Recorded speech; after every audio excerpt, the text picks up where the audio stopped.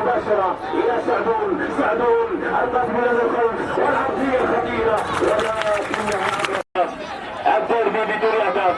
أحمد الحاج محوري إلى عبد الوهاب المنصوري. سلام من ياسر باسوق. الجوهرة السوداء لفريق الربان في كل مباراة. سلامات في الكرة الماضية. سقوط وخطأ في الكرة الكروية. السيرفي سلام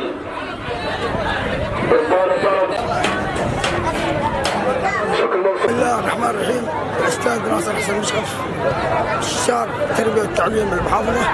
هذه البطوله التي تحمل اسم غالي وعزيز على كل اليمن، كل اليمن، وهو قاهر الارهاب عبد اللطيف السيد، الذي هذه الدوري باسمه، ويعد لاول مره دوري على مستوى المحافظه.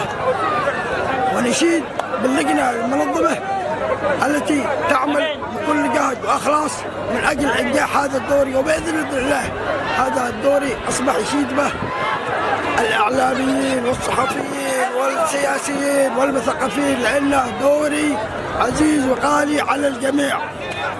ضحى باخوانه واقاربه واصدقائه من اجل استقرار الجنوب واليمن وابين، وبالفعل نظمت هذه البطوله وهي قليل في حقه، وباذن الله ان هذه البطوله ناجحه بمعيه كل الداعمين، وعلى راسهم القائد حيدر السيد والشنيني والكل. ونشكر اللجنه المنظمه التي تعمل بكل جهد.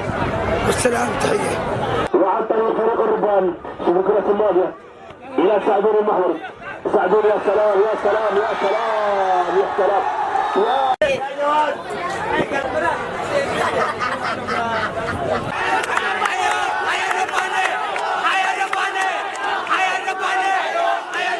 بسمعة هذه البطولة، ولا شك بأنه سعدان سعيد في لقاء شوط المباراة الثاني من هذه المباراة.